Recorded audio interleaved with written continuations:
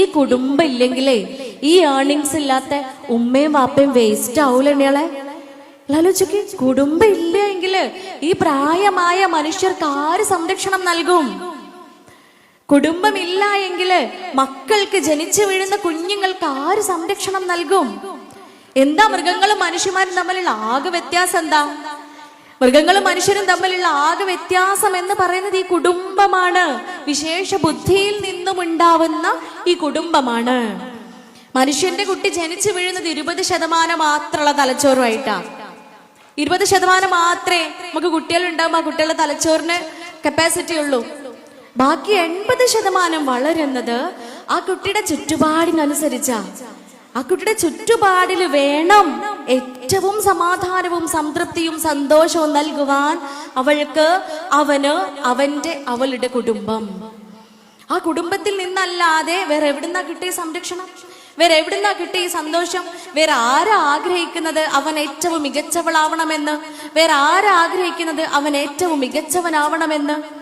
അതുകൊണ്ട് പ്രിയപ്പെട്ടവരെ, കുടുംബം എന്ന് പറയുന്നത് എന്നും പ്രസക്തമായ ഒന്നാണ്. മെഡിക്കൽ സയൻസ്, മനഃശാസ്ത്രത്തിന്റെ ഒരു പഠന റിപ്പോർട്ട് തന്നെ ഇങ്ങനെയാ.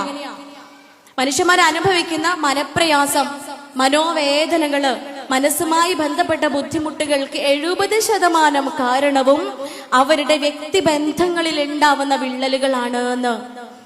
മനുഷ്യന്മാരുടെ ബന്ധങ്ങളില്ലേ, ആ ബന്ധങ്ങൾക്കുള്ളിൽ ഉണ്ടാവുന്ന വിള്ളലുകളാണ് എന്ന് പറയുമ്പോ പടച്ചോന്റെ അടുത്തേക്ക് വരാൻ നമ്മള്.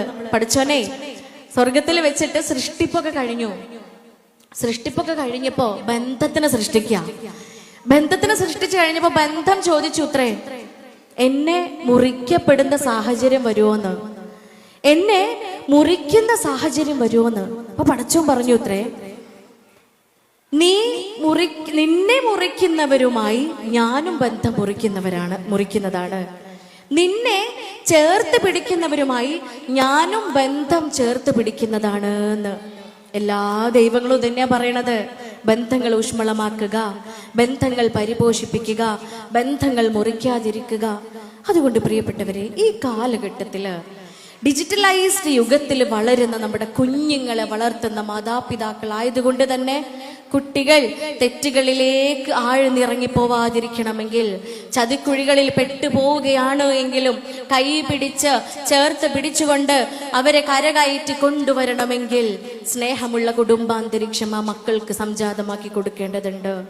നമ്മുടെ വീടകങ്ങള് ഏറ്റവും സ്നേഹവും ഏറ്റവും സന്തോഷവും ഏറ്റവും സമാധാനവും നിറഞ്ഞതാക്കി തീർക്കേണ്ടതുണ്ട്.